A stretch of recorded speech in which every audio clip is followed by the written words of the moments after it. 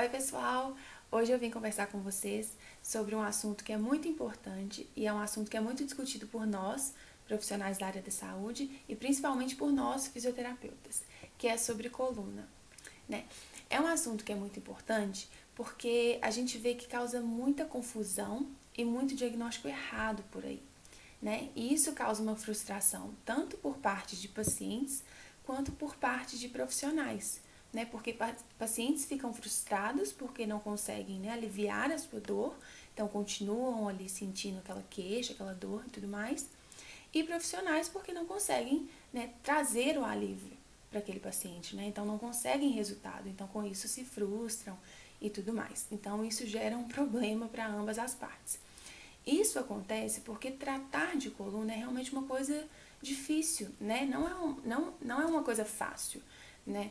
Isso porque é difícil fechar o diagnóstico, tanto por parte de médicos quanto por parte de fisioterapeutas, né? Cada um na sua especialidade ali, mas é realmente difícil o diagnóstico, né? Porque é muito fácil de se confundir essas patologias. Eu digo isso por quê? Porque a coluna é o segmento ali que sustenta, né, suporta o nosso corpo. Então, é comum da gente sofrer certos desgastes ao longo da nossa vida. Né? Se a gente pega um peso, se a gente senta de uma forma errada, a coluna está sempre ali sendo colocada à prova, né, nessas situações. Então, você ali, por volta de 30, 40 anos, principalmente vocês nessa idade, é super normal, se você fizer um raio-x, uma radiografia, você apresentar alguns desgastes, porque ao longo da nossa vida, a gente vai sofrendo esses desgastes, então é super natural que isso aconteça, sabe? Você pode também, ao longo da sua vida, ir desenvolvendo um processo de hérnia de disco, né? Uma protrusão desse disco. E isso pode acontecer. E muitas vezes, o que acontece? O diagnóstico errado que eu digo é porque muitas vezes você sente uma dor, né? Aquela dor te incomoda bastante. Você vai ao médico, ele te pede um exame de imagem, ele identifica esses alterações ali, ou um desgaste, ou um bico de papagaio, ou um início de hérnia de disco, né? Que é uma protrusão do disco. E aí ele associa a sua dor a essas características, né? A essas disfunções ali. E aí, como se diz, associa as duas coisas e fecha o diagnóstico, né? E aí você vai tratar pensando que é uma coisa, mas na verdade pode ser outra completamente diferente. E aí a frustração se instala por quê? Porque às vezes não tem nada a ver. E aí o resultado não vem. Então você continua com a sua dor e o profissional continua frustrado porque não consegue te trazer o alívio. E é isso que eu vejo acontecer muitas e muitas vezes. Eu já recebi muito diagnóstico errado, né? Eu falo por mim mesmo, e principalmente vindos de convênio, tá? Eu não quero falar mal, assim, de convênios, de médicos, de ninguém, mas eu acho que isso é um problema do nosso sistema de saúde, sabe? Não da capacidade de ninguém, né? Eu não quero dizer que isso é porque médico ou fulano de tal é menos capaz ou sabe menos, não é isso. Às vezes o nosso sistema de saúde impõe isso pra gente, né? A gente tem uma fila enorme de pessoas para atender, então a gente precisa, né? O sistema demanda que a gente seja mais objetivo na conduta, né? Que a gente seja mais rápido, digamos assim. Então muita coisa às vezes passa batido, né? A gente não tem aquele tempo necessário de olhar o indivíduo como um todo, de colher todas as informações que a gente precisa, de avaliar, de fazer todos os testes, de ver isso, de ver aquilo. Então, muitas coisas passam batido.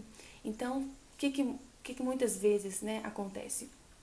O médico, ou quem quer que seja, pede aquele exame de imagem, vê a dor que você está sentindo, associa aquela coisa e fecha o diagnóstico. Mas muitas vezes não é o que acontece, né? E assim, na grande maioria é isso, sabe? Assim, a grande maioria das vezes, principalmente coluna, nem sempre está ligada a exame de imagem, né? E é o que eu quero discutir aqui hoje com vocês. Existe uma condição na nossa... não quero chamar de condição, mas existe um grupo muscular no nosso quadril que se chama grupo iliopsoas, tá? É uma musculatura que a gente tem. Eu vou levantar aqui para mostrar para vocês. A musculatura fica basicamente aqui Então, se essa musculatura está encurtada, ela vai puxar o seu quadril para frente, fazendo com que a sua pelve faça isso daqui, ó. Então, a musculatura está aqui, o seu psoas está aqui, inserindo no seu quadril. Então, se essa musculatura está encurtada, a sua pelve, que está neutra, está aqui, ela faz isso aqui, ó, porque a musculatura vai estar encurtada, vai puxar, então vai fazer isso aqui com a pelve. Ela vai fazer uma inclinação anterior, que a gente chama.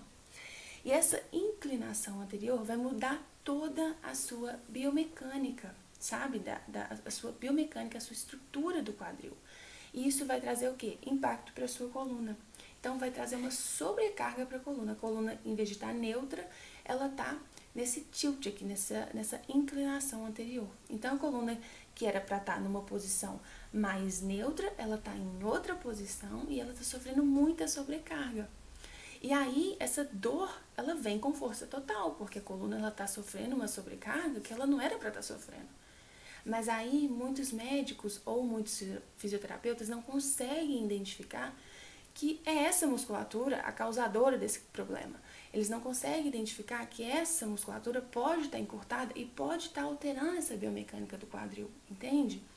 E aí associa ao exame de imagem, porque vê um bico de papagaio, porque vê um início de hérnia de disco, e aí fecha seu diagnóstico.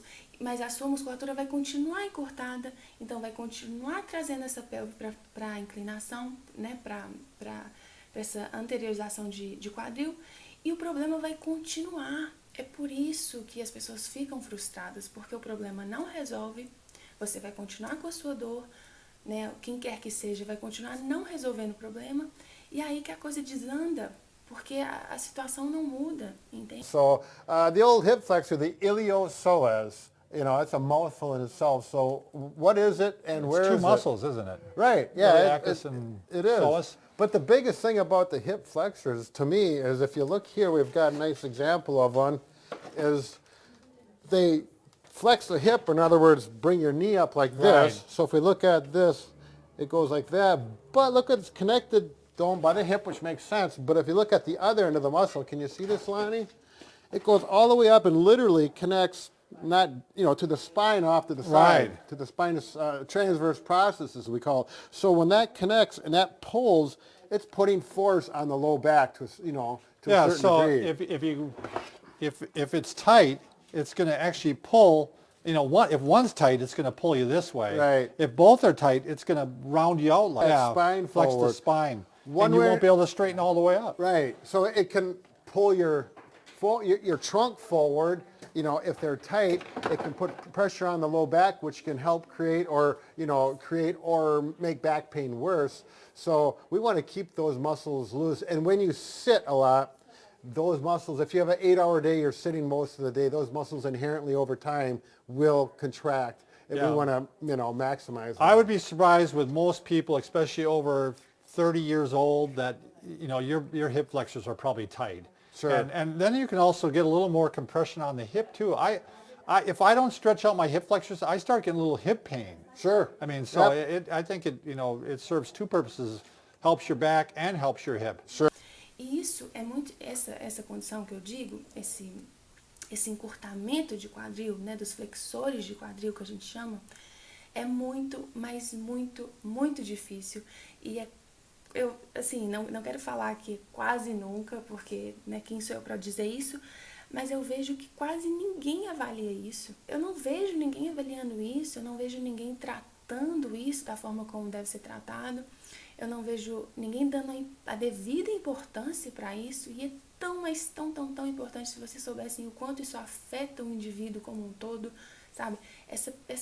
Esse grupo muscular que a gente acha que é tão pequeno, ele é tão importante no nosso corpo, é o único responsável que interliga, né, a nossa região superior com a inferior. Ela permite que a gente anda, que a gente senta, que a gente faça tudo.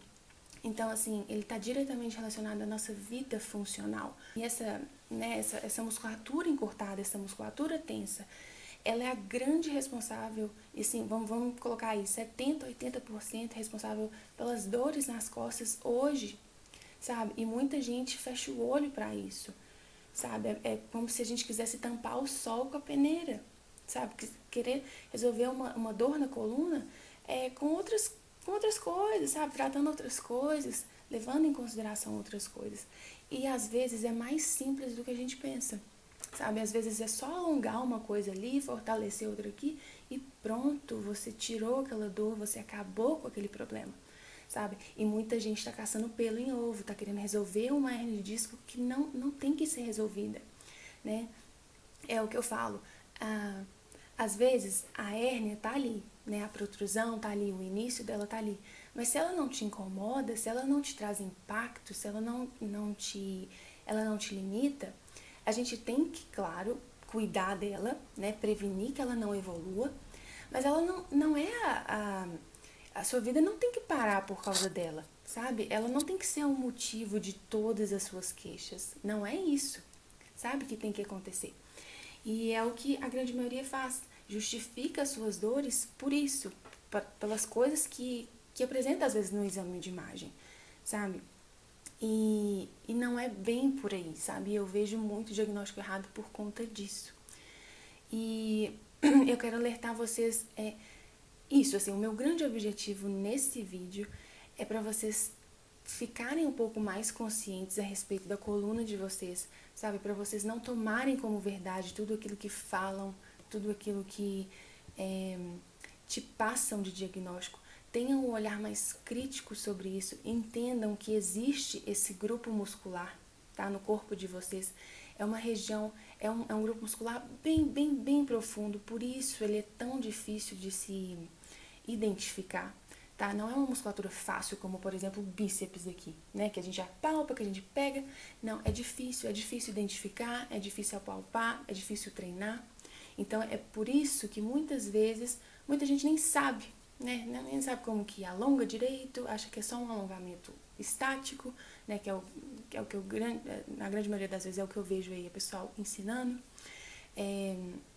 Então, assim, é realmente uma área difícil de se atingir, é uma área difícil de alongar, é uma área difícil de treinar e é uma área difícil de identificar como causa de problema. Então, é por isso que muitas pessoas realmente passam batido por ela, né? Porque não é fácil, realmente não é fácil. E eu entendo, né, que é por talvez esse motivo que muitas vezes as pessoas não fecham esse tipo de diagnóstico, né? Que não é nem diagnóstico, é simplesmente um grupo muscular encurtado que está mudando toda a sua biomecânica do seu quadril, né? Está fazendo o seu quadril mudar de estrutura, né? Está fazendo com que o seu quadril esteja em uma outra função. E nisso sobrecarrega seus tendões, ligamentos, cápsulas, fáscias e tudo que está ao redor ali, né? Então isso traz enormes consequências, isso afeta outras coisas e por aí vai. Então uma coisa vai levando a outra. Isso tudo porque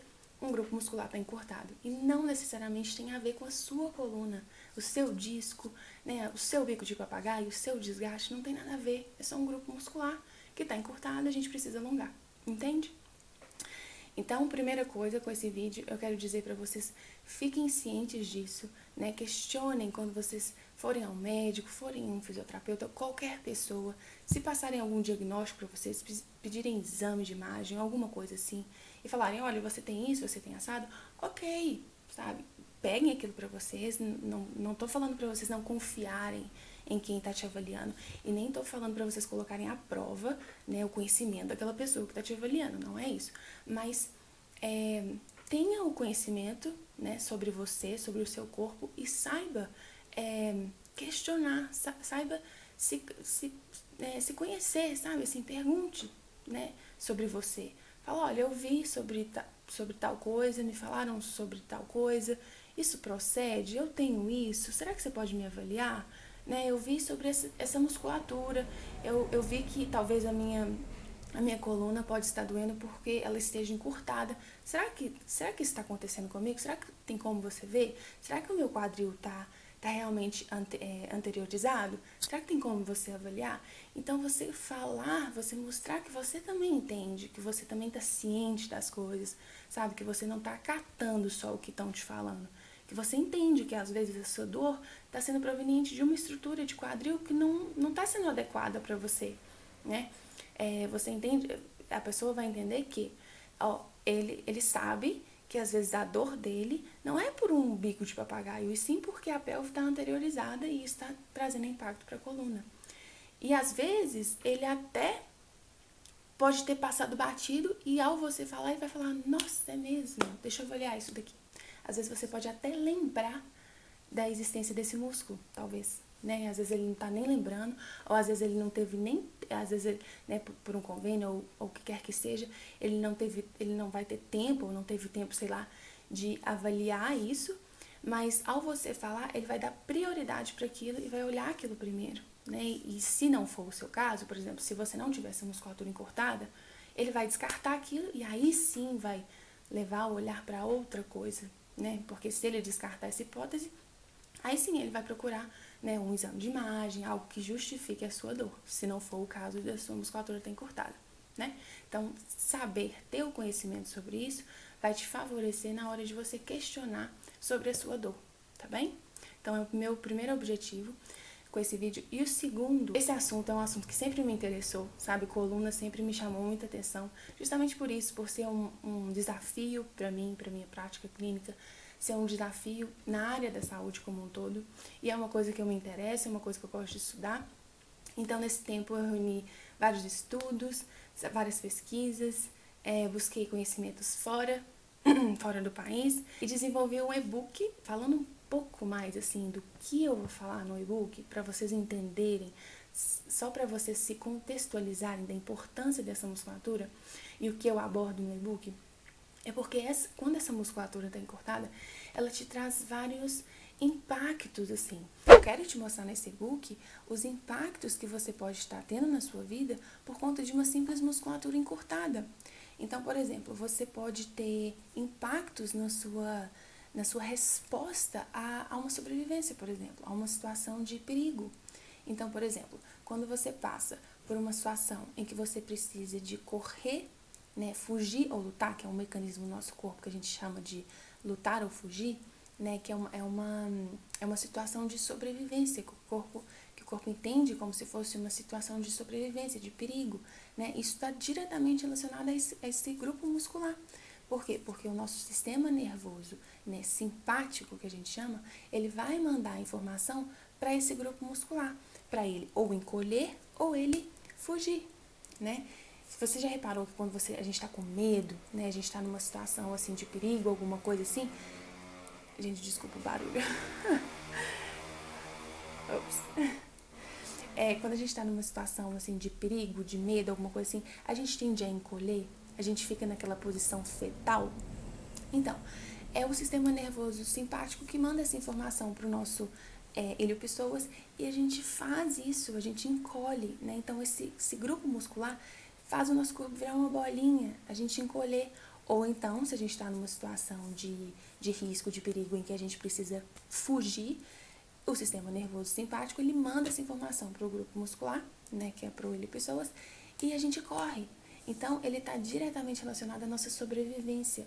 E se isso não tá funcionando perfeitamente, em equilíbrio, esse impulso, essa resposta, ela não vai vir adequada. Então, você talvez vai ter um problema nisso daí, né? Você vai ter um atraso nessa resposta. E aí você não vai ter essa funcionalidade tão bem apurada, né? Outro impacto que você pode estar sofrendo na sua vida em questões emocionais, né? Dificuldades para lidar com estresse, você pode estar com problemas também na sua vida sexual, né? Pode parecer nada a ver, mas tem tudo a ver. E eu vou explicar um pouquinho do porquê. Acredito que vocês vão ficar curiosos, né, por conta disso. Por quê? Principalmente homens aí, né? Quando a gente tem uma musculatura, né, essa musculatura do quadril, né, que eu tô falando, os flexores de quadril. Quando a gente tem esses flexores de quadril encurtados, eu já mostrei pra vocês que essa musculatura vai fazer uma antiversão pélvica, né? Vai trazer o quadril para uma anteriorização pélvica. Essa anteriorização pélvica, naturalmente, vai mudar também a estrutura da sua coluna. Então, eu vou repetir para vocês o movimento. Então, olha só, a musculatura está aqui e a coluna está aqui. Então, eu estou numa posição neutra. Se a musculatura que está aqui, os flexores de quadril aqui, ela está encurtada, ela vai me puxar aqui, ó. Isso causa uma curvatura na coluna aqui, exagerada, que a gente chama de hiperlordose. Então, uma coisa que era para estar aqui, tá aqui. Então, aqui eu tô fazendo essa anteriorização pélvica, e aqui eu tô trazendo a minha coluna para uma hiperlordose. Ou seja, eu tô mudando toda a minha estrutura do quadril e também mudando a minha estrutura da lombar, da minha coluna. Isso por si só dificulta a circulação sanguínea, sabe? Diminui o fluxo sanguíneo e a circulação. Então, vocês homens aí conseguem já ter um pouquinho de noção do porquê isso afeta, né, a sua vida sexual. Mas muito mais, né, além disso, né, assim, não só essa questão física também, tem também toda a questão emocional por detrás disso, sabe? Não só essa questão do fluxo sanguíneo, mas também tem toda a questão emocional por detrás, sabe? Que também é sim muito importante se tratar, né? Assim, cuidar disso daí, da sua saúde, tanto física, mas também emocional. Outro grande impacto que você pode estar tendo na sua vida é que você pode estar sobrecarregando as suas glândulas suprarrenais. E com isso você pode estar favorecendo o acúmulo de gordura no seu corpo, né? Isso porque se você passa muito tempo, né, ao longo do dia aí sentado, você fica sentado por longos períodos de tempo, como que você fica, né? Qual que é a sua postura quando você está sentado? Você fica numa postura fletida, ou seja, você está com o seu quadril dobrado, você fica com provavelmente os ombros mais para frente, protrusos, você adota uma postura como se fosse em C.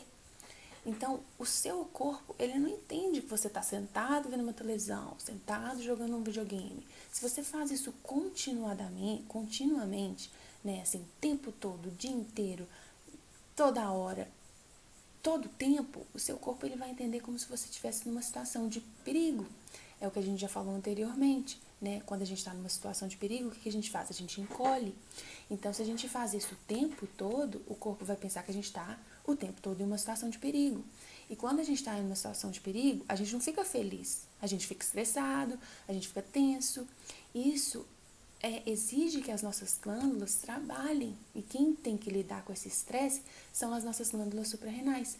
Então, se elas ficam ali trabalhando constantemente o tempo todo, elas ficam sobrecarregadas. E aí, o que ela faz? Ela entende que o nosso corpo está ali constantemente em perigo, ela vai acumulando gordura. Acumulando o quê? Caloria.